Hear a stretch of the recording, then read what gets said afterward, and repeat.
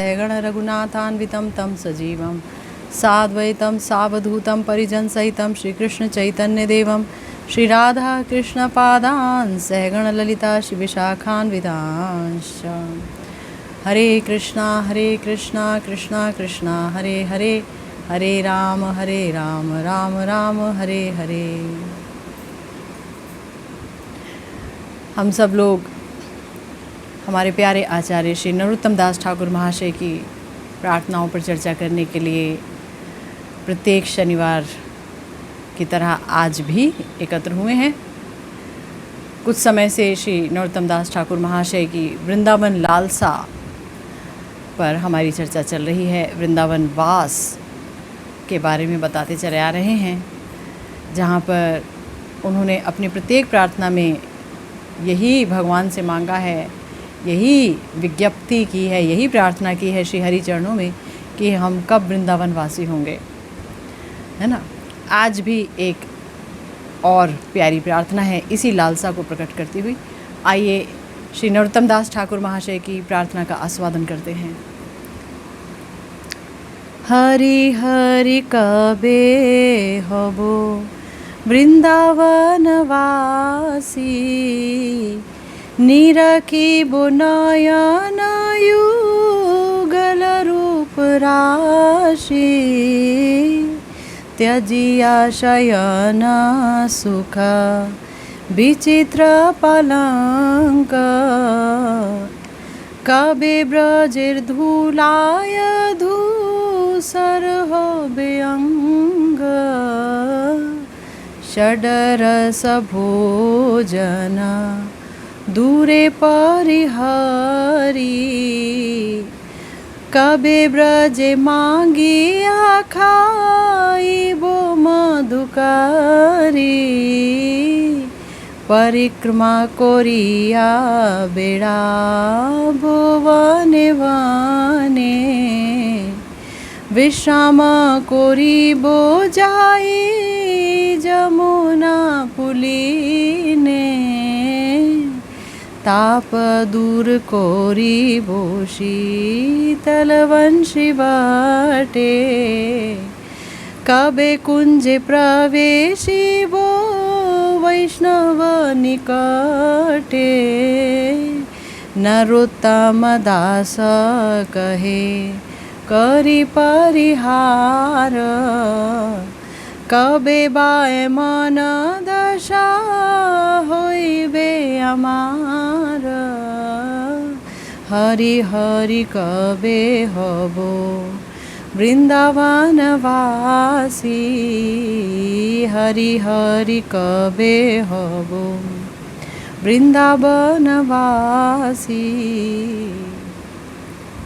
श्री वृंदावन वास की लालसा की शत शत तरंगे उठ रही हैं श्री नरोत्तम दास ठाकुर महाशय के हृदय में। श्री राधा कृष्ण की नित्य मंजरी हैं, चंपक मंजरी हैं हमारे प्यारे श्री नरोत्तम दास ठाकुर महाशय। अलावा इसके पूर्ण प्रेम अवतार भी हैं, नित्यानंद जी के प्रेम अवतार हैं, नित्यानंद जी के प्रेम आवेश अवतार हैं, या कह लीजिए नित्यानंद ही हैं एक तरीके से। प्रेम की कोई कमी नहीं है, लालसा कोई व्यक्ति पूरा करे ऐसा भी नहीं है, लालसा उठते ही पूरी हो सकती है, लेकिन तो भी किशोरी जी, ठाकुर जी अपने ही परिकरों को अत्यंत उत्कट विरह देते हैं, उसका आस्वादन कराते हैं। श्री वृंदावन वास के भी लालसा, उसकी उत्कंठा होनी चाहिए, क्योंकि पिछली दफ़ा आपने सुना हमारे प्यारे गुरुदेव ने बहुत बड़ी बात कही थी और वो बात भूलने योग्य नहीं है, हर बार याद रखिएगा। गुरुदेव ने एक बड़ा सुंदर दृष्टांत दिया था कि मानो बहुत बड़ा समुद्र हो और समुद्र के उस पार जाना हो और हम इस पार खड़े हैं, कोई वहाँ से आवाज़ दे रहा है आओ आओ आओ, तो कैसे जाएंगे? पर वो अगर नाव भेज देगा तो उस पर चढ़ जाएंगे, तो चले जाएंगे। गुरुदेव ने कहा था कि ये जो ब्रजधाम है भगवान की भेजी गई वही नाव है। यहाँ आकर जो रहने लग जाता है, यहाँ आकर के जो व्यक्ति ब्रजधाम का आश्रय ले लेता है, यूँ समझ लीजिए कि वो भगवत धाम भी पहुँच ही जाता है, क्योंकि यहाँ पर भजन का साधन करना बहुत आसान है। यहाँ पर परिस्थिति ऐसी है, माहौल ऐसा है, वातावरण ऐसा है कि व्यक्ति भजन का साधन आसानी से कर सकता है, उसको बहुत ज़्यादा परेशानी का सामना नहीं करना पड़ता। क्योंकि यहाँ तो हर कोई राधे राधे ही बोलता है, राधा नाम का कीर्तन यूँ ही हो जाता है। तो गुरुदेव की सुधा कणिका व्याख्या का आस्वादन करते हैं हम लोग। गुरुदेव कह रहे हैं, श्रील ठाकुर महाशय साधक आवेश में वृंदावन वास की लालसा बराबर व्यक्त करते चले आ रहे हैं। ये बड़ी अमेजिंग सी बात है, बहुत हैरानी की बात है। हम लोग चाहते हैं कि साधना करते करते हमें सिद्धि मिले, और बड़ी हैरानी की बात है कि जो भगवान के नित्य परिकर हैं, जो कि नित्य सिद्ध हैं, वो साधन का आस्वादन ले रहे होते हैं। सोचते हैं कि हम जो है साधक की मनोस्थिति हमारे अंदर कब विकसित होगी। साधक जैसे तुम्हारे लिए आतुर हो जाता है प्रभु, ऐसा मैं कैसे आतुर होऊंगा। अब हमेशा यही सोचो मैं तो नित्य सिद्ध परिकर हूँ, है ना, तब वो बात नहीं आएगी।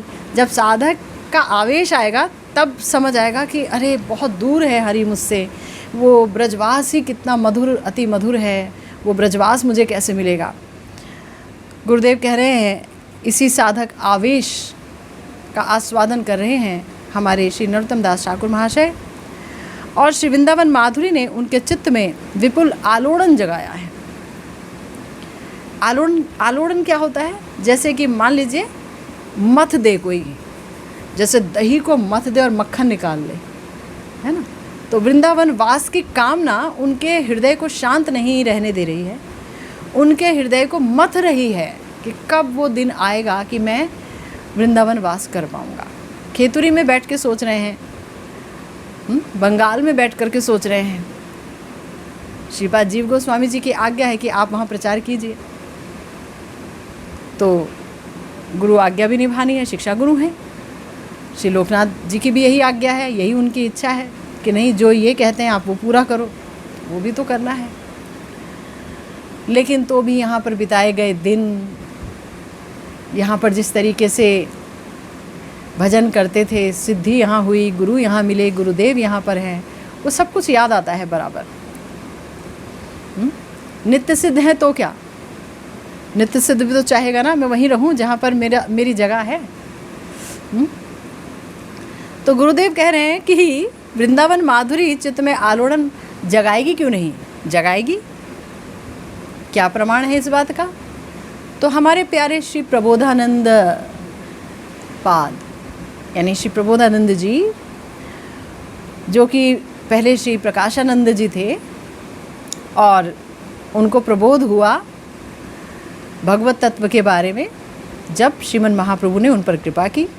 वो जो सिंहासनों पर बैठते थे, 10,000 सन्यासियों के महागुरु थे, वो फिर ब्रज की रज में आकर लोट पोट करने लगे, और ब्रज की रजी को सर्वस्व मान करके यहीं इनका आश्रय ले लिया ब्रजधाम का। और श्रीमन महाप्रभु की कृपा से, हालांकि नित्य सिद्ध परिकर हैं श्री प्रबोधानंद सरस्वती पाद जी, तुंग विद्या से की हैं, लेकिन श्रीमन महाप्रभु की कृपा से श्री प्रबोधानंद सरस्वती जी ने राधा दास्यम का असीम आनंद लिया। राधा दास्यम का भाव उनके हृदय में जागृत हुआ, और प्रिया जी के चरणों में रोते रोते वो तो लुंठित हो गए, और उनकी सारे जितने भी शब्द थे वो श्लोकों के माध्यम से श्री राधा रस सुधा निधि का रूप लेकर के बाहर निकले। श्री राधा रस सुधा निधि में बारंबार श्री प्रबोधानंद सरस्वती पाद जी कहते हैं, मैं आपके कुंज की झाड़ू कब बनूंगी, मैं कब आपका दास्यम प्राप्त करूंगी। कभी कभी बोलते हैं, क्या मैं आपके दास्यम को प्राप्त करने की योग्यता ही हासिल कर पाऊंगी हे किशोरी जी। तो यहाँ कुछ सखी भाव की कोई बात नहीं है, सब राधा दास्यम से ही ओतप्रोत है श्री प्रबोधानंद सरस्वती पाद जी की रचनाएं। और यहाँ तक कि श्री राधा रस सुधा निधि में उन्होंने जिन शब्दों का इस्तेमाल किया है, श्री चैतन्य चंद्रामृत में गौरचंद्र के लिए भी उन्हीं शब्दों का इस्तेमाल किया है, श्री वृंदावन महिमामृतम में भी उन्हीं शब्दों का इस्तेमाल किया है, श्री वृंदावन धाम की भूरी भूरी प्रशंसा करते हुए।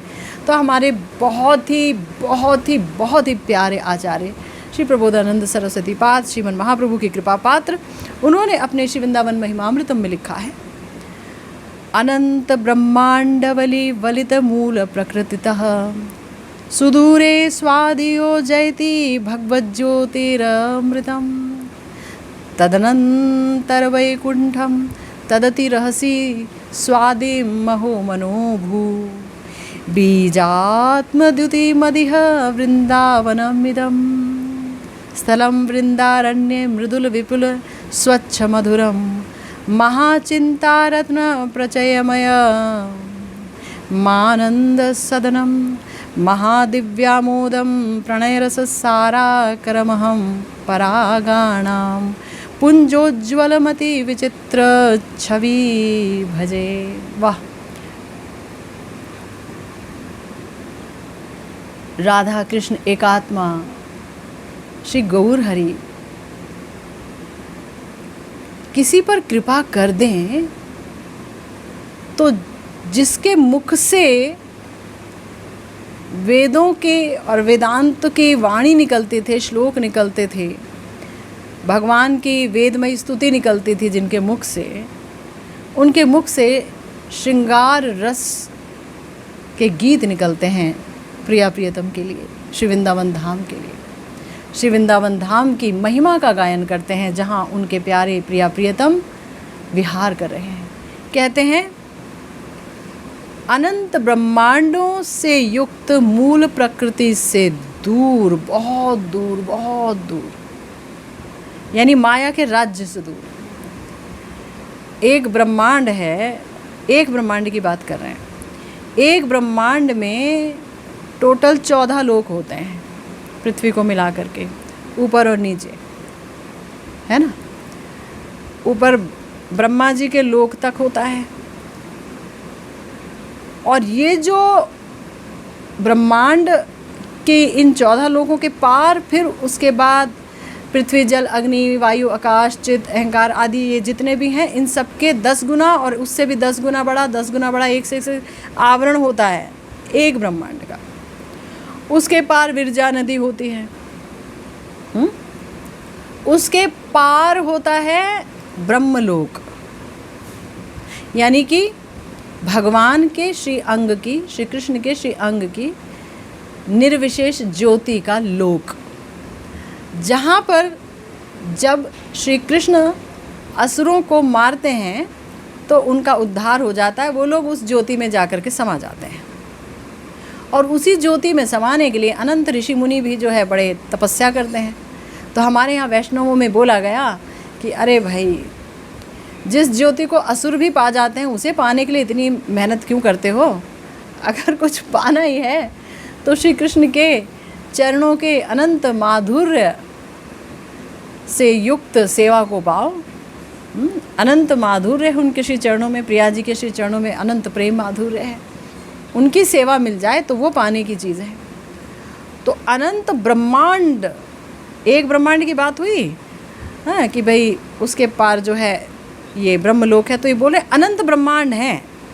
अनंत ब्रह्मांडों को पार करके फिर जो है मूल प्रकृति से बहुत दूर, प्रकृति माने माया के राज्य से दूर, जो ब्रह्मांड है वो पूरा माया का राज्य है। ब्रह्मांड में स्वर्ग भी आ जाता है। स्वर्ग ब्रह्मांड से बाहर नहीं है, पृथ्वी से बाहर है, ब्रह्मांड से बाहर नहीं है, यूनिवर्स से बाहर नहीं है ना, वो अंदर ही है। तो स्वर्ग भी आ जाता है, और लोग स्वर्गवासी बनना चाहते हैं, स्वर्ग पाना चाहते हैं, तो माया ही में आना जाना चाहते हैं, रसातल, पताल, तलातल, महातल, इन्हीं में घूमना चाहते हैं, नीचे के लोगों में। तो बोला नहीं नहीं, अनंत ब्रह्मांडों से युक्त मूल प्रकृति से बहुत दूर अमृतमय आस्वाद्य भगवत ज्योति, भगवान के श्री अंग की ज्योति जो अमृतमय आस्वाद्य है, आनंद के का घनीभूत लोक है वो। क्योंकि भगवान के श्री अंग का निर्विशेष ज्योति है, तो वो निर्विशेष ज्योति कैसी है? प्रचुर प्रचुर आनंदमय है, वो जयशील हो रही है। उसके अंतःस्थल में वैकुंठ है ना, उसको भी पार कर जाइए तो वैकुंठ शुरू हो जाते हैं। और वैकुंठ भी कोई एक वैकुंठ नहीं है, अनंत वैकुंठ है, अनंत वैकुंठ है, जहाँ कुंठाएँ नहीं है, जहाँ कोई दुख नहीं है, जहाँ कोई इच्छा नहीं है, स्व सुख की वासना नहीं है, वो अनंत वैकुंठ, जहाँ पर दोबारा जन्म नहीं लेना पड़ता, दोबारा मरना नहीं पड़ता, जो कुछ भी है वो अनंत रूप में मिलता है, अनंत सुख मिलता है, भगवान की सेवा भी मिल जाती है। लेकिन वो है नारायण जी का लोक, और विभिन्न भगवत स्वरूपों के लोक हैं। नारायण जी के हैं, नरसिंह जी के हैं, श्री राम जी का है। तो ऐसे अनंत धाम है। फिर बोला उसका भी अति गुप्त स्थान में, उसके भी अति गुप्त स्थान में, यानी कि मूल प्रकृति से दूर, मान लीजिए ये सारे के सारे ब्रह्म ज्योति का क्षेत्र है, उसके भी किसी बीच में कहीं वैकुंठ का स्थान है, ढेर सारे वैकुंठ है, उनमें भी कहीं अति गुप्त स्थान में बताया काम बीजात्मक द्युतिशील, काम बीजात्मक द्युतिशील श्रृंगार रस से युक्त परम आस्वादिष्ट वृंदावन अवस्थित है ना, जहाँ पर प्रिया प्रियतम जयशील हैं, जहाँ प्रिया प्रियतम अपनी प्यारी प्यारी लीलाएं कर रहे हैं। काम बीजात्मक बोला, काम बीज। हम जब श्रीमद् भागवतम पढ़ते हैं तो हम देखते हैं कि श्याम सुंदर ने अपनी बंसी उठाई और उसमें काम बीज छोड़ दिया, और जो गोपियाँ थी, उनकी प्रेमी गोपियाँ, वो सारी की सारी दौड़ी चली आईं। ठीक है ना, मतलब जहाँ पर अनंत मात्रा में प्रिया प्रियतम का प्रेम रस का झरना बह रहा है। प्रेम है, काम माने प्रेम ही प्रेम है, प्रेम का वो राज्य। और वहाँ उसे पाया भी प्रेम ही से जा सकता है, अनंत प्रेम से ही उसकी प्राप्ति है। जहाँ पर वो जो काम बीज है वो क्या है, श्याम सुंदर का श्रृंगारात्मक स्वरूप, सबसे मधुरमा से भरा हुआ स्वरूप, बहुत ही ज़्यादा मनोरम मनोहर स्वरूप, गोप नटवर वेश, ऐसा स्वरूप प्रस्तुत करता है। ऐसा श्री वृंदावन धाम है। और कैसे है, परम आस्वाद्य अवस्थित है, परम आस्वाद्य श्री वृंदावन धाम है। और कैसा है, श्री वृंदावन मृदुल यानी कोमल, अति स्वच्छ, अति मधुर, महाचिंतामणियों से युक्त आनंद निकेतन है। महाचिंतामणियों से युक्त आनंद निकेतन है। पहले बताया ना, आनंद रूपी ही ज्योति है। वहाँ पर बोल रहे अरे यहाँ पर आइए, यहाँ पर ये अति स्वच्छ, अति मधुर, सुमधुर क्योंकि सेवा है यहाँ पर, यहाँ निकुंज है, यहाँ प्रिया प्रियतम है, यहाँ सखियों का समाज है। और यहाँ पर आपकी अवस्थिति गौर हरि की कृपा से है। देखिए कितना बड़ा दान है महाप्रभु का, छोटा मोटा दान है क्या कलिहत जीव को, देखिए। और महादिव्य आमोद यानी महादिव्य सुगंध है उस राज्य में, महादिव्य सुगंध जो कभी समाप्त नहीं होती, जो सदा सर्वदा निरंतर वर्धनशील है। पूर्ण प्रणय रस सागर का आकर है, प्रणय रस सागर का महासमुद्र, अनंत समुद्र है प्रणय रस सागर। प्रेम से भी ऊपर की अवस्था है, स्नेह मान प्रणय। प्रणय की जो स्थिति होती है वो ये कि प्रिया और प्रियतम में एक दूसरे में कहीं कोई अलगाव नहीं रहता है। प्रिया जी जो है श्याम सुंदर के श्री अंग को अपना ही अंग समझते हैं, तो इसलिए मदीयता भाव बहुत ज़्यादा होता है। ये मैं और मेरे, ये मेरे मैं ही है, कहीं से कोई जो है ऐश्वर्य भाव या संकोच भाव नहीं होता है। श्याम सुंदर की भी यही हालत होती है। तो प्रणय, ऐसा प्रणय रस और उसका महासागर, सोच भी नहीं सकते हम लोग। उसका महासागर का आकर यानी उसका सिंधु, उसका खजाना है। और क्या है, पुष्प रेणु समूह से उज्ज्वलीकृत है। महाचिंतामणि धाम है और हर जगह पुष्पों के पराग कण उड़ते हैं, पराग कण से बिखरा हुआ है, महाकोमल, सुगंधित, उज्ज्वल और अति विचित्र कांति से युक्त। कांति कैसी, अति विचित्र है, अति विचित्र है, एक जैसा नहीं मिलेगा। कहीं मणिमय भूमि है, और मणिमय भी तो कहीं इंद्रनील मणिमय भूमि है, तो स्फटिक मणि के पेड़ हैं तो उस पर कनक लताएं हैं, तो कहीं पद्मराग मणि की भूमि है तो वहाँ पर जो है मरकत मणि से बनी हुई जो हैं पेड़ हैं, वृक्ष हैं, तो उस पर अलग अलग वैदुर्य मणि के और अन्य मणियों की लताएं हैं और विभिन्न मणिमय फूल हैं, और वो भी फूल महाकोमल और महासुगंधित। और वैसे फूल भी हैं जैसे हमारे यहाँ पर हैं, वैसे फूल भी हैं, और पर वैसे जो हमारे यहाँ पर जो हम देखते हैं आम जिंदगी में, तो वो अपनी सुगंध को थोड़ा छुपा लेते हैं। यहाँ की तुलसी जी अपनी सुगंध को छुपा लेते हैं, लेकिन वहाँ अनंत मात्रा की सुगंध प्रिया प्रियतम को आमोदित करते हुए, परिकरों को आमोदित करते हुए ऐसी हैं। तो बोल रहे हैं ऐसे विचित्र कांति से युक्त मैं श्री वृंदावन का भजन करता हूँ। जब हमारे प्यारे श्री प्रबोधानंद सरस्वती पाद कहते हैं कि मुझे कुछ भी हो जाए, इतने इतने संकल्प लेते हैं, कुछ भी हो जाए, मेरा शरीर कट जाए, ब्रजवासी आकर के मेरा घर लूट जाए, मेरी पत्नी को ले जाएं, कुछ भी कर जाएं, लेकिन मैं तब भी वृंदावन नहीं छोड़ूंगा। जब ऐसे महा संकल्प करते हैं भाई, तो सुनकर अचरज होता है। और दुनिया वालों को बोलते हैं कहाँ क्या बैठे हो, अरे ये शरीर रूपी दौलत मिली है तुम्हें, तुम भारत में जन्मे हो, वहाँ क्या बैठे हो, क्या काम कर रहे हो, क्या मिलेगा, यहाँ आ जाओ वृंदावन में। यहाँ विचित्र विचित्र विचित्रताएं हैं। प्रिया प्रियतम का ये सुंदर वन है। और कैसा वन है, जिसका वर्णन आपने सुना। और गुरुदेव कह रहे हैं कि ये चिन्मय गोलोक वृंदावन ही अपनी अचिंत्य शक्ति से दोनों जगह विद्यमान है, ऊपर भी और नीचे भी, अचिंत्य शक्ति से। अब कोई बोले ये कैसे हो सकता है, जो चीज़ ऊपर रहती है वो नीचे नहीं हो सकती, जो नीचे है वो ऊपर नहीं हो सकती। ऐसे बहुत लोग हैं ना, तार्किक लोग, महातार्किक लोग। लेकिन भगवान क्या कहते हैं, ठाकुर जी क्या कहते हैं कि देखो, जो विभू तत्व होता है, भगवान और भगवान का धाम एक तत्व है। तो भगवान और भगवान का धाम अगर एक तत्व है, जो विभू तत्व है, उसकी खासियत ही यही है कि वो, जैसे ठाकुर जी मेरे हृदय में भी हैं, आपके हृदय में भी हैं, आपके हृदय में भी, आपके हृदय में भी हैं, और यहाँ पर समस्त प्राणियों के हृदय में हैं, और कण कण में विद्यमान हैं, और साक्षात अप्रकट धाम में भी लीला कर रहे हैं। प्रकट धाम में जहाँ पर ब्रह्मांड में कहीं लीला हो रही है, जिस ब्रह्मांड में, वहाँ भी कर रहे हैं, और अपने गोलोक धाम में भी हैं। और गोलोक धाम में भी अनेक प्रकोष्ठ हैं, कहीं स्वकीय भाव की लीला हो रही है, वहाँ पर वो लीला कर रहे हैं, कहीं प्रिया प्रियतम का ब्याह वाला लीला हो रहा है, वहाँ लीला कर रहे हैं, कहीं परकीय भाव की लीला हो रही है, वहाँ लीला कर रहे हैं। अनंत जगह पर अनंत तरीके से हमारे राधा श्याम सुंदर मौजूद हैं और रस वैचित्री का आस्वादन कर रहे हैं। उन पर तो कोई रोक टोक नहीं है ना। इसी तरह से जो धाम है, गुरुदेव कह रहे हैं अपनी अचिंत्य शक्ति से यहाँ भी है और वहाँ भी है, दोनों जगह है।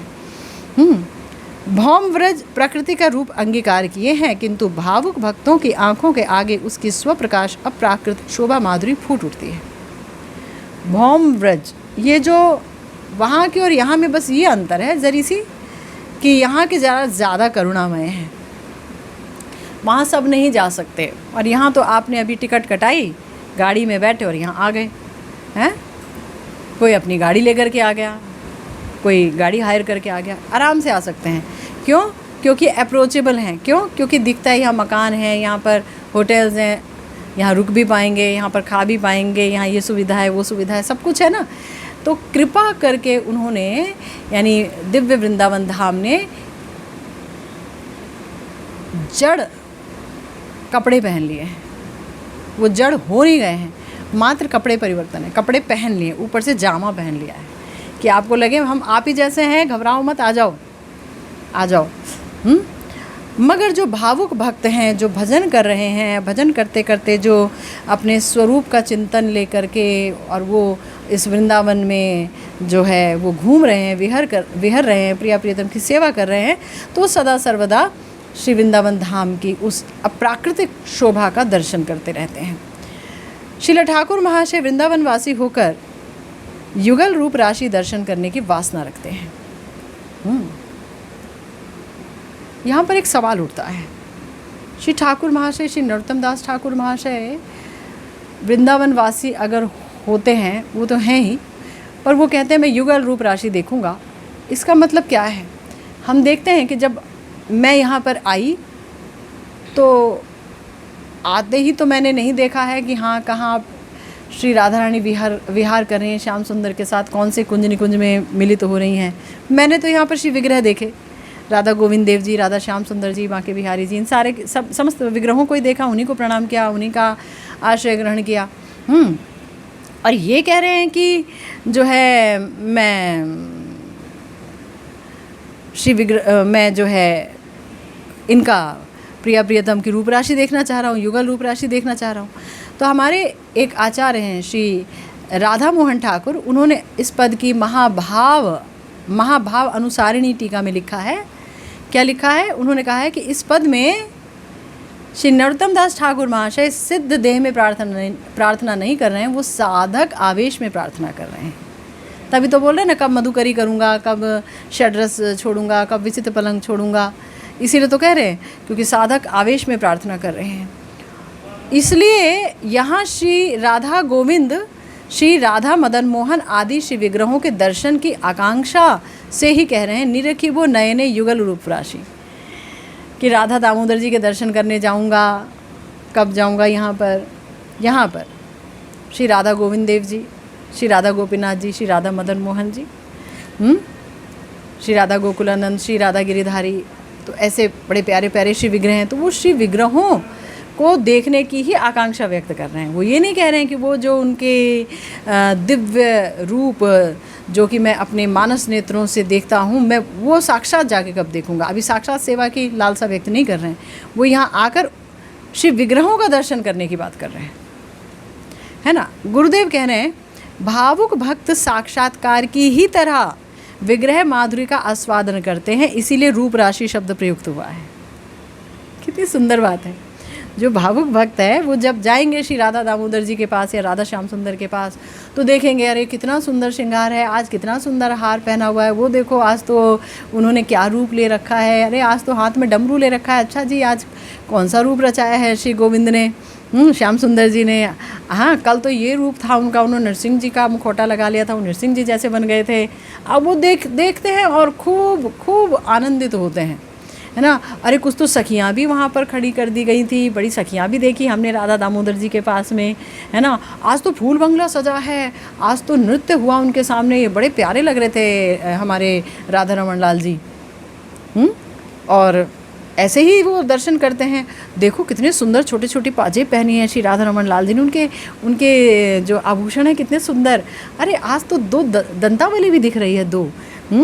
अरे कल हमने देखा था तो 3 थी, है ना। और परसों तो कोई एक भी नज़र नहीं आई, काफ़ी देखते रह गए बाइनोकुलर्स लगा करके, हैं। तो पता नहीं ठाकुर जी क्या क्या करते रहते हैं। तो जो भावुक भक्त हैं वो युगल रूप राशि देख रहे हैं, रूप नहीं देख रहे, रूप की राशि अनंत परिमाण में, अनंत मात्रा में देख रहे हैं भावुक भक्त। साक्षात्कार की तरह लग रहा है। वो ये नहीं कह रहे हैं कि मुझे आप कब दर्शन दोगे।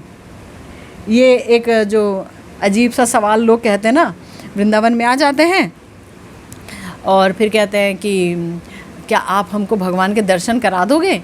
तो हम बोलते हैं ठीक है, वो तो बाद की बात है, अभी तुम कहाँ गए थे सुबह सुबह। तो बोल रहे थे हम अभी राधा दामोदर जी के दर्शन करके आए, और फिर जो है हम गए थे राधा श्याम सुंदर जी गए थे, और कहाँ गए थे, और जी हम तो बांके बिहारी जी भी हो आए। अच्छा ठीक है, तो अभी आपका प्रश्न क्या था? प्रश्न ये था कि आप हमें ठाकुर जी के दर्शन करा दोगे। नहीं तो अभी क्या करने गए थे? अभी दर्शन करने ही तो गए थे ना। तो हमारे प्यारे श्रीमन महाप्रभु कहते हैं, विग्रह नहीं तुम्हें साक्षात ब्रजेंद्र नंदन। उनका ये सिद्धांत हमेशा गांठ बांध के रखिएगा कि श्री महाप्रभु जो प्रियतम स्वयं है भाई, एक ही रूप में आए हैं, वो कह रहे हैं कि ये जो विग्रह हैं वो साक्षात ब्रजेंद्र नंदन है ना। और हम देखते हैं कि अगर कोई व्यक्ति भाव से भर करके उनसे बातें करता है तो वो भी रेसिप्रोकेट करते हैं, वो भी जवाब देते हैं, वो भी बातें करते हैं, मगर आपके अंदर भाव होना चाहिए। भाव की कमी है, भाव का अभाव है, तो फिर पत्थर नज़र आएंगे। तब इंतज़ार करो कि वो कोई दूसरा आ जाए, ऐसा नहीं है। ये राधा गोविंद जी तो रूप जी से कितना बात करते थे। जो मदन मोहन जी हैं वो तो सनातन गोस्वामी जी से खूब बातें करते रहते थे कि भाई मुझको जो है तुम ऐसे ही बाटी दे रहे हो, थोड़ा नमक तो दे दो, बिना नमक की बाटी दे रहे हो हैं, रोज़ खाते खाते मेरे गले के नीचे नहीं उतरती। कुछ तो सोचो मैं कितना कोमल हूँ, जहाँ रूप जी कह रहे हैं कि मेरे जो केशी घाट पे मेरे गोविंद को देखने की इच्छा मत कर लेना, अगर देखोगे तो आपका परिवार वगैरह सब छूट जाएगा। अगर वापस जाना है, दुनिया के सुख का आनंद लेना है तो यहाँ मत आ जाना। इसका मतलब बहुत ज़्यादा सुंदर है मेरे गोविंद, अरे यहाँ आए हो तो देख के जाओ। इसका मतलब ये है, ब्याज स्तुति हो रही है। और यहाँ सनातन गोस्वामी पाद जी से बोल रहे हैं, और सनातन गोस्वामी पाद जी मदन मोहन जी को बोल रहे हैं, आज आप नमक मांग रहे हो, कल आप मक्खन मांगोगे, फिर दही मांगोगे, फिर 56 भोग मांगोगे। मैं तो ठहरा बाबा जी, सब कुछ त्याग करके आपका भजन करने आया हूँ कि यही सब जुटाता रहूँगा मधुकरी कर करके कि मैं ठाकुर जी के लिए नमक दे दो, थोड़ा मक्खन दे दो। हैं, मेरे बस की नहीं है। अब मैं तो बाबा जी बन करके आया हूँ, किस लिए? ताकि मैं स्मरणांग भजन का आस्वादन कर सकूं। स्मरणांग भजन तो बहुत ही ज़्यादा ज़ोरदार है, बहुत बलशाली है। स्मरणांग भजन में मैं डूबा रह सकूं, आप में डूबा रह सकूं, भजन करने ही नहीं दोगे मुझे तो डोलाते रहोगे। तो ठाकुर जी ने बोला ठीक है, अगर ऐसी बात है तुम नहीं देना चाहते तो मैं अपना इंतज़ाम खुद कर लूँ। कर लीजिए, इंतज़ाम करने में कोई समस्या नहीं, आप अपना प्रबंध कर लीजिए। और फिर तो आपको घटना पता ही है कि कैसे सेठ जी की नौका फंस गई रेत में। यमुना जी में व्यापार करने जा रहे थे और वो तो घबरा गए कि अब तो ऐसे ऐसे हिल रही है, अब तो सब डूबेगा। किसी ने बोला जाइए, यहाँ सबसे बड़े जो हैं आचार्य हैं वो श्रीपाद सनातन गोस्वामी जी हैं, उनके पास जाइए, आप उनके पास जाइए और तब क्या है कि वो आपका कोई मदद कर सकते हैं। वो चले गए, है ना। अब देखिए, प्रत्येक ब्रजवासी को मालूम था सनातन गोस्वामी जी के बारे में, तभी तो ये मुड़िया पूर्णिमा मनाई जाती है, जब उन्होंने अपनी लीला समेट ली। प्रत्येक ब्रजवासी शोकाकुल हो गया, हाहाकार हो गया, हाहाकार। सबने अपने मूड मुड़ा लिए शोक में और गिरिराज जी की परिक्रमा करी। क्योंकि हमारे सनातन गोस्वामी पाद हमेशा गिरिराज जी की परिक्रमा किया करते थे और उसी करुणा से भर करके भगवान ने उनको साक्षात अपनी शिला दी। उन्होंने कहा देखो इसमें मेरे चरण चिन्ह हैं, इसमें गैया का खुर है, बंसी का भी निशान है, सब कुछ दे रहा हूँ, इसी की 4 परिक्रमा कर लिया करना, समझ लेना हो गई गिरिराज जी की परिक्रमा। तुम बहुत वृद्ध हो गए हो, 90 साल के ऊपर चले गए हो, अब मत करो गिरिराज जी की परिक्रमा।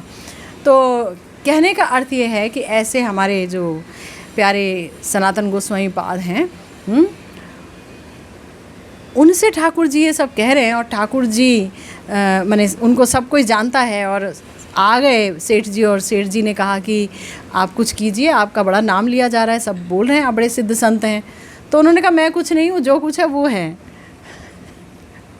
मदन मोहन के पास जाओ, उनसे बोलो। वो कह रहे हाँ जी, चला दी आपने, अपना जादू आपने चला दिया, आ गया व्यक्ति है। तो उन्होंने कहा प्रभु मेरी नैया निकाल दो, इस बार जो व्यापार में लाभ होगा उससे मैं आपके यहाँ 56 भोग का आयोजन करूँगा प्रतिदिन, और आपका मंदिर सुंदर सा बनाऊँगा, सब कुछ होगा। तथास्तु। तुरंत जाते ही पानी बढ़ा और नैया खुद से पार, ऊपर उठ गई नैया। और उन्होंने सारे के सारा अपना सामान बेचा और जो कुछ मिला उससे बढ़िया व्यवस्था की गई, भोग राग की व्यवस्था की गई। तो उस समय तो ठाकुर जी बात करते थे आचार्यों से। आज भी वही ठाकुर हैं और वही वृंदावन है। और आज अगर बात नहीं करते, और क्या पता करते भी हों, ये तो हम जानते हैं, पर हम बाकी तो नहीं जानते ना। हमसे नहीं करते क्योंकि नास्तिकता है, बस बोलते जा रहे हैं, पर अंदर भाव की बड़ी कमी है। बहरहाल आगे गुरुदेव कहते हैं, शिला ग्रंथकार महोदय देह दैहिक आदि का सुख स्वाच्छंद्य त्याग कर एकांत वैराग्य के साथ ब्रजवास की कामना कर रहे हैं। त्यजिया शयन सुख विचित्र पालंक कवे ब्रजेर धुलाए धूसर होवे अंग, षड्रस भोजन दूरे परिहरी कभी ब्रजे मांगिया खाई वो मधु करी। गुरुदेव ने एक बात कही, जब श्री नरोत्तम दास ठाकुर महाशय ये कामना कर रहे हैं, त्यजिया शयन सुख विचित्र पलंग, कि मैं बहुत ये सुंदर सुंदर पलंग में जो मैं सोता हूँ, अच्छे अच्छे गद्दे मसहरी लगा करके, इसका त्याग करके कब मैं ब्रज के धूल में अपने अंगों को धूसर करूँगा, धूल में लोटूंगा, धूल में सोऊंगा, भूमि पर शयन करूँगा, कब होगा। तो ऐसे हमारे नरोत्तम दास ठाकुर महाशय कभी कोई विचित्र पलंग में नहीं सोते थे। वो तो बहुत छोटे अवस्था से ही ब्रज आ गए थे और यहाँ उन्होंने एकांतिक भक्ति की। और जब पिता के पास भी वापस लौटे तो अलग ही रहते थे, कुटिया बना करके, बिल्कुल बाबा जी ही थे वो तो, कोई ब्याह वगैरह भी नहीं किया। लेकिन हमारे लिए लिखा है उन्होंने, हमारे लिए बोला है कि तुम लोग विचित्र पलंग का सुख त्याग करके वृंदावन आ जाओ और ब्रज की धूल में अपने अंग को धूसर होने दो, धूसर होने दो। गुरुदेव कहते हैं कि कोई अगर भगवान की माधुरी का आस्वादन पा जाता है, श्री कृष्ण का सौंदर्य, प्रिया जी का सौंदर्य, उनका रूप माधुर्य, उनकी बंसी माधुर्य, उनका प्रेम माधुर्य, इन सब का आस्वादन किसी को मिल जाता है तो गुरुदेव कहते हैं तब उसका देह और दैहिक आदि का जो सुख और स्वतंत्रता है वो अपने आप ख़त्म हो जाती है। अब जब वो वहीं डूबा रहेगा, हैं, कंठ भर के उसी का आस्वादन कर रहा है, वही पी रहा है, तब उसको कहो कि हाँ भाई विचित्र पलंग में नहीं सोना, तो हंसेगा, क्योंकि वो तो आकंठ पान किए जा रहा है रूप माधुरी का। स्मरणांग भजन में स्फूर्ति हो रही है विचित्र विचित्र गुरु कृपा से, अगर उसको वैष्णवों की कृपा से, गुरु कृपा से, भगवत कृपा से, तो फिर वो ये नहीं सोचेगा कि जो है मेरे पास महल हो या दो महल हो या मेरे पास 56 प्रकार के भोग आए, आज खाने में ये बना देना, परसों ये बना देना, वो ये सब नहीं सोचेगा। वो तुरंत आ जाएगा, क्योंकि उसको जो आस्वादन मिल रहा है वो श्रृंगार रस का आस्वादन है प्रिया प्रियतम के। और हमारे जो वृत्रासुर जी हैं उनको श्रृंगार रस का आस्वादन नहीं मिला, उनको तो शांत रस की भक्ति मिली, शांत दास्य रस की भक्ति, और उसमें भी उनको इतना आनंद आ रहा है कि वो ये कह रहे हैं कि ना नाक पृष्ठम है ना रसाधिपत्यम। एक श्लोक है कि भाई मुझको तो ना जो है किसी ब्रह्मांड की दौलत की ज़रूरत है, ना मैं स्वर्ग का राज्य चाहता हूँ, ना मुझे पृथ्वी का राज्य चाहिए, मुझे कुछ नहीं चाहिए प्रभु, आपके भक्तों का संग चाहिए, मुझे आपकी सेवा चाहिए, मुझे आपका दास्यम पद चाहिए, बस ये चाहिए। जब शांत रस, और वो भी संकर्षण जी के वो हैं, भक्त हैं संकर्षण जी के, संकर्षण जी की रूप माधुरी बहुत अच्छी है, बहुत प्यारी है, क्योंकि भगवान है। लेकिन श्री कृष्ण की रूप माधुरी के आगे किसी की भी रूप माधुरी टिकी नहीं सकती ना। इसका प्रमाण क्या है? लक्ष्मी जी श्री नारायण जी का जो वक्ष विलासिनी है, उनके चरण छोड़ करके ब्रज में अभी भी तपस्या कर रही हैं, बेलवन में उनका सानिध्य पाने के लिए, श्याम सुंदर का सानिध्य पाने के लिए। यानी वो इतने सुंदर हैं, वो इतना सुंदर हैं कि जे रूपेर एक कण डुबाए सर्वभुवन सर्व प्राणी करे आकर्षण। हमारे महाप्रभु बोल रहे हैं, महाप्रभु स्वयं ब्रजेंद्र नंदन हैं, लेकिन अपनी ही मधुरिमा के आस्वादन में ऐसे खोए पड़े हैं कि न दिन को दिन सूझता, न रात को रात, डूबे पड़े आकंठ हैं। और नरोत्तम दास ठाकुर महाशय गौर प्रेम से ही लबालब भरे पड़े हैं, तो वो कितना आस्वादन करते होंगे सोचिए, है ना। तो वो हमारे लिए कह रहे हैं, और गुरुदेव कह रहे हैं कि अगर आपको ये मिल गया ना, तो आप ये नहीं सोचोगे, आप सोचोगे कि एक क्षण भी हमारा बेकार ना जाए, कि बैठ के हम अब खाना बनाएं, सुबह का खाना बनाओ, अब दिन का खाना बनाओ, अब रात का बनाओ, फिर भोग लगाओ। इससे अच्छा जाओ मधुकरी में, ब्रजवासियों की मधुकरी टिक्कड़ विक्कड़ जो मिले ले आओ, भोग लगाओ और उसे ही 2-3 बार खा लो और अपना भजन में डूबे रहो। किचन रखने की झंझट से मुक्ति नहीं। देखो तो ये क्या बोल रहे हैं, गुरुदेव कह रहे हैं कि महाजनों ने भी इसी भाव से ब्रजवास का परामर्श दिया है। हमारे श्री प्रबोधानंद सरस्वती पाद जी भी यही बोल रहे हैं श्री वृंदावन महिमामृतम में, कह रहे हैं भ्रातस्तिष्ठ तले तले विटपीनाम ग्रामेषु भिक्षामट स्वच्छंदम पिब जामुनम जलमलम चीरहे सुकंथाम गुरु सम्मानम कलयाति घोर गरलम नीच अपमानम सुधाम श्री राधा मुरली धरौ भज रसाद वृंदावनम मा त्यज। बोल रहे हैं, हे भाई, एक एक वृक्ष के नीचे रह लो, गांव गांव जाकर भिक्षा करो, स्वच्छंद चित्त से जमुना जी का जल पियो। उस समय की बात हो रही है। छिन्न वस्त्र से, यानी फटे पुराने वस्त्र हैं किसी के, मिल करके और उससे अपना एक ये ओढ़ने वाला तैयार कर लो, बहिर्वास कोपिन वगैरह उससे तैयार कर लो। और कोई आपका सम्मान करे भजन के कारण, प्रणाम कर रहा है, दंडवत कर रहा है, आप तो महान हैं, आप तो ये हैं, तो उसे समझना ही ये तो भैया घोर विष पिला रहा है मुझको। और कोई अपमान करे, तुम नीच हो, तुम बेकार हो, तुम्हें कोई अक्ल नहीं है, कहाँ से आ गए तुम, तो सोचता आज ही तो मैंने अमृत का पान किया, इतने मीठे वचन आज ही सुने। तो इससे क्या होगा, अगर इस तरह रहोगे तो श्री राधा मुरलीधर का नित्य रसपूर्वक भजन कर पाओगे। और इसके लिए ही कह रहा हूँ कि वृंदावन कभी मत त्यागना।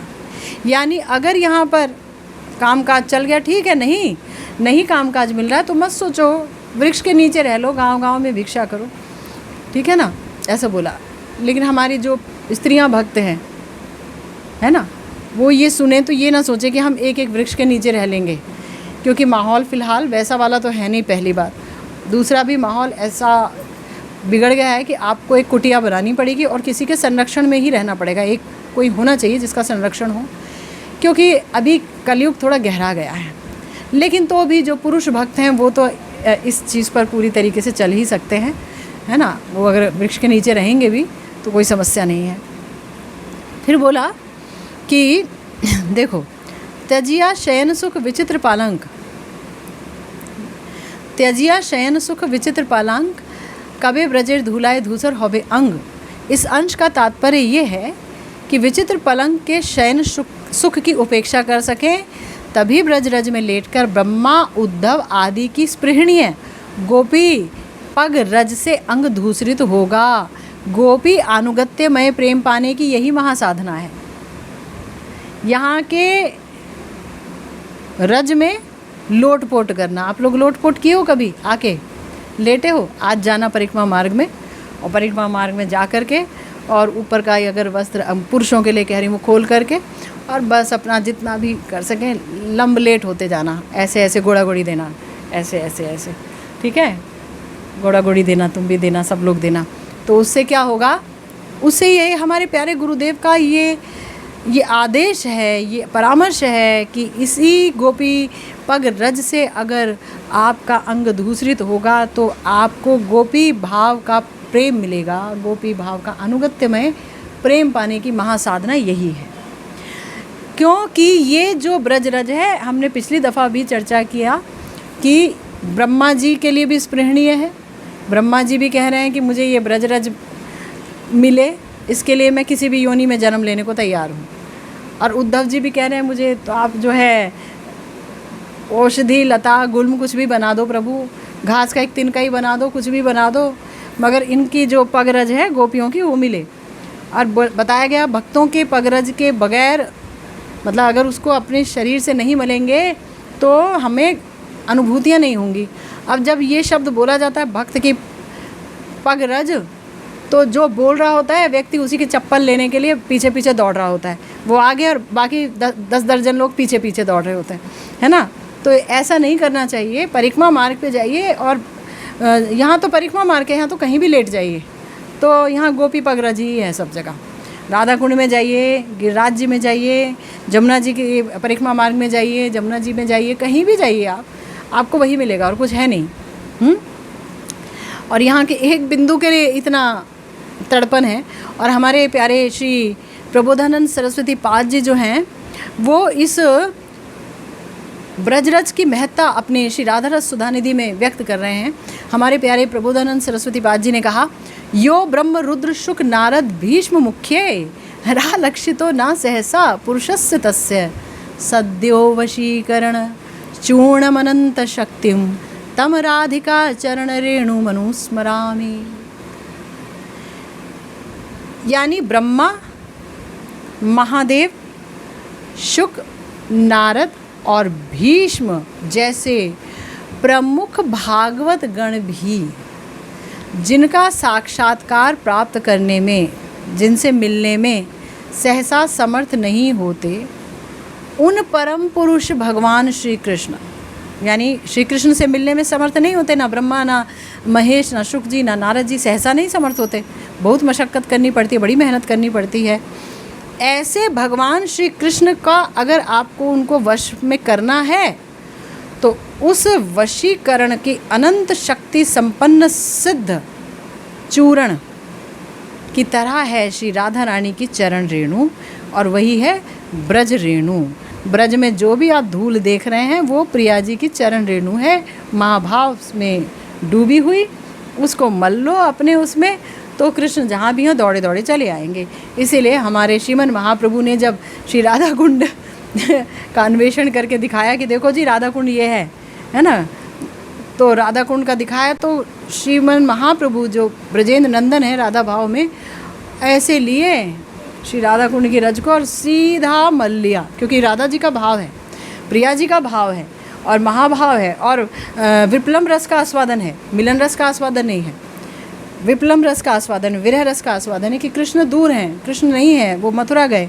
अब कृष्ण को वशीकरण करना है, मेरे को कृष्ण को ही बुलाना है, मैं कृष्ण जिससे वश में होते वही काम करूँगी। सीधा राधा कुंड का तिलक लिया और लगा लिया अपने चारों तरफ। तो उन्होंने भी दिखाया, मतलब ब्रजेंद्र नंदन ने स्वयं ये बात दिखाई और श्रीमन महाप्रभु ने जिस पर अपनी कृपा शक्ति भेजी है, कृपा से शक्तिवान किया है, ऐसे हमारे प्यारे श्री प्रबोधानंद सरस्वती जी ने भी यही श्लोक कहा है कि जिस परम पुरुष श्री कृष्ण भगवान का सहसा साक्षात्कार ब्रह्मा, शुक, महादेव, नारद, भीष्म आदि जैसे, ब्रजेंद्र नंदन जी का तो साक्षात्कार भीष्म पितामह को भी कहाँ मिला, वो तो वासुदेव जी का साक्षात्कार मिला है ना। और वो जो रास बिहारी श्री कृष्ण है उनका तो साक्षात्कार नहीं मिला है, उनका साक्षात्कार तो बहुत मुश्किल से मिलता है। मगर वो भी वश में आ जाते हैं, और वश में ऐसे ही नहीं आ जाते, अनंत शक्ति से युक्त है। कैसा? श्री राधा जी के चरण रेणु, ये वशीकरण, कृष्ण वशीकरण की महाऔषधि है, महाऔषधि है। तो अगर हमारे प्यारे श्री नरोत्तम दास ठाकुर महाशय कह रहे हैं कि भाई ये जो ब्रज की धूला में मेरा धूसर अंग कब होगा, हाँ, और गुरुदेव भी यही कह रहे हैं कि अगर विचित्र पलंग शयन की उपेक्षा कर सको तो यहाँ आकर के ये आस्वादन करो आप, है ना, तो आपको वो प्रेम मिलेगा, तो आपको गोपियों के अनुगत्यमय प्रेम पाने की महासाधना की प्राप्ति होगी। ठाकुर महाशय ने ये भी कहा कि षड्रस भोजन त्यागो, षड्रस भोजन त्यागो। जीभ बड़ी चटपटी है, चटपटी चीज़ें मांगती है, बड़ी ललचाती है, ये दे दे वो दे दे, पेट में जो हो सो हो देख लेंगे। इतनी सी जीभ को सेटिस्फाई करने के लिए हम अपने पेट की मांग को पूरा नहीं करते, है ना। पेट बोलता है भाई मुझे नमक हल्दी का ही दे दे, थोड़ा सा धनिया मिला देना और कुछ मत दो, लेकिन जीभ कहती है अरे उसमें ये भी मिला दे, ये भी मिला दे, ये भी मिला दे, ठीक है ना। ये वे मिला करके बस 5 मिनट का आनंद और उसके बाद रोना ही रोना। वृत्तियाँ भी जो है रजोगुणी हो जाती हैं, रजोगुणी वृत्तियाँ भी हो जाती हैं, कामनाएं बढ़ जाती हैं, भाग दौड़ बढ़ जाती है, ये बटोर लूँ, वो कर लूँ, ये कर लूँ, हो जाता है। तो हमारे गुरुदेव कह रहे हैं कि देखो मधुकरी करो। मधुकरी निष्किंचन लोगों की भिक्षा विशेष है। वैरागी भिक्षुओं की भिक्षा 5 प्रकार की होती है, गुरुदेव हमें बता रहे हैं। एक होती है माधुकरी, जो हमारे गौड़ीय वैष्णव करते हैं। मधुकरी क्या होती है? मधुमक्खी पुष्प के ऊपर जाती है मगर पुष्प को मसलती नहीं है उसका मधु निकालने के लिए। वहाँ जो बिंदु बिंदु मधु कणा होता है बस उसी को वो एकत्र करती है ना, उसे एकत्र करती है और उसको एकत्र करके जीविका निर्वाह करती है। उसी प्रकार किसी का भी उत्पीड़न ना करके, किसी को ना सता करके, किसी को बुरा भला ना बोलते हुए जाइए और विभिन्न घरों से, ब्रजवासियों के घर से थोड़ा थोड़ा भिक्षा ले आइए और उसमें अपना निर्वाह कीजिए जीवन। 5-7 घर चुन लीजिए, या वो 5-7 घर के अलावा कोई दूसरे घर चुन लीजिए, जैसे भी। और दूसरी तरह की क्या है? एक है असंकल्पित मधुकरी, यानी कोई भिक्षा देगा या नहीं देगा ये ना जानकर की गई भिक्षा। सबके घर ही पहुंच गए, थोड़ा हमें भिक्षा दे दो, कुछ रोटी दे दो, आटा दे दो, कुछ दे दो, ठीक है ना, भिक्षा के लिए पहुंच गए। देगा कि नहीं देगा नहीं पता। एक है प्राक प्रणीत, यानी कि ये सोच के कि वो वाला जो दाता है ना वो सबको भिक्षा देता है, उसके बारे में ये बात मैंने सुनी है, मैं भी जाऊंगा मुझे भी मिल जाएगी, चलो उसी के पास चलते हैं। एक ऐसी भिक्षा है। और एक है अयाचित, बिना मांगे प्राप्त हुई भिक्षा। आप कहीं नहीं गए लेकिन किसी ब्रजवासी ने देखा रोज़ यहाँ बैठ के भजन करता है और भूखा रहता है, सूखे जा रहा है, और उसने कहा अब से हम रोज़ तुम्हारे लिए गैया का दूध ले आया करेंगे। कोई बोला कि हम आपके लिए रोटी ले आया करेंगे, कोई बोला हम आपके लिए ये ले आया करेंगे। और हो गया उन लोगों की कृपा से, भगवान ही कराते हैं, लेकिन तो भी पांचवा है तात्कालिक, यानी अचानक किसी चीज़ की प्राप्ति। अचानक आपको कोई द्रव्य मिल गया, आपने मांगा नहीं मगर अचानक मिल गया, अचानक मिल गया, वो भी भिक्षा है। तो गुरुदेव कह रहे हैं कि वृंदावन निष्किंचन वैष्णवों की मगर ब्रज की माधुकरी ही प्रसिद्ध भिक्षा है, जो पहला था। इससे अपने वैराग्य धर्म का पालन होता है और ब्रजवासियों की कृपा प्राप्ति के साथ साथ भिक्षु के दैन्य की परिपुष्टि होती है। 5-7 घर चुन लिए, बोल दिया कि माई जी कुछ बना है तो दे दीजिए, 2 रोटी दे दीजिए, थोड़ी सब्जी दे दीजिएगा, तो दे देते हैं ब्रजवासी लोग, सब्जी रोटी दे देते हैं, और कभी कढ़ी दे देते हैं, कभी बाजरे की रोटी दे देते हैं, कभी थोड़ा अचार दे देते हैं, इस तरीके से वो दे देते हैं। ठीक है, तो बताया गया कि इससे क्या है कि उनकी दीनता की भी पुष्टि होती है। जो भिक्षा मांग रहा है, भाई मांगने के लिए बड़ी हिम्मत चाहिए, भिक्षा मांगने के लिए हिम्मत चाहिए। हमारे सनातन गोस्वामी जी प्रधानमंत्री हैं, लेकिन वो यहाँ आए तो भिक्षा मांग रहे हैं। रूप जी जो है वो भी फाइनेंस मिनिस्टर है, लेकिन यहाँ आए तो भिक्षा मांग रहे हैं। रघुनाथ दास गोस्वामी जी क्या कम बड़े व्यक्ति थे, हैं? लाखों अशर्फियाँ कमाते थे सोने की उनके पिताजी, लेकिन यहाँ आए तो भिक्षा मांग रहे हैं। और उनका तो बहुत प्रसिद्ध है और भी बहुत कुछ, इतना वैराग्य। तो उससे क्या होता है, दीनता की पुष्टि होती है। और हमारे प्यारे श्रीमद् महाप्रभु ने कहा कि तृणादपि सुनीचेन तरोरिव सहिष्णुना अमानिना मान देन कीर्तियाँ सदा हरि। अपने को तृण से भी नीचा समझना होगा और दूसरों को मान देना होगा, अपने मान की कोई अपेक्षा नहीं करनी। तो बताया गया कि ऐसा जो व्यक्ति है वही कृष्ण भजन कर सकता है। और ऐसा व्यक्ति तभी होंगे आप जब आप दीनहीन होंगे, और दीनहीन तभी होंगे जब हम भिक्षा मांगने की वृत्ति अपनाएंगे, भिक्षा दो हमें। फिर बताया विश्राम, परिक्रमा, वैष्णव संग, मुझे ये भी चाहिए। नरोत्तम दास ठाकुर महाशय कह रहे हैं, परिक्रमा कोरिया बेड़ाबो बने बने, कबे बा एमन दशा होइबो अमार। कबे एमन दशा होइबे अमार, कि मैं 12 वनों और उपवनों की परिक्रमा करता हुआ घूमूंगा, और उन उपवनों से और वन से जुड़ी श्री युगल की रसमयी लीलाओं की माधुरी मेरे हृदय में विपुल आलोड़न जगाएगी।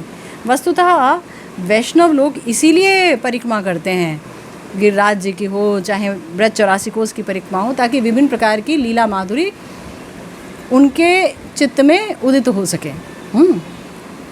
और फिर बताया कि उसी लीला रस में तन्मय होकर मैं समय बिताऊंगा, यमुना पुलिन पर जाकर विश्राम करूंगा, यमुना जलकणा स्पर्शी सुशीतल पवन से मेरा देह और मेरा मन जो थका हुआ है उसे विश्राम मिलेगा। और यमुना तीर पर जब मैं सोचूंगा कि यमुना नीर में ससखी श्री राधा माधव कैसे लीला करते हैं, वो चिंतन करूंगा, तो फिर अपने स्वरूप का सेवा सुख भी अनुभव होगा। स्वरूप तो मर रहा है ना, पिस रहा है ना, हम अपने स्वरूप में सेवा सुख अनुभव नहीं कर पाते हैं। हम हमेशा जो हम हैं, मतलब ये जो शरीर है उसी में रहते हैं और शरीर से ही सेवा कर रहे होते हैं ठाकुर जी की।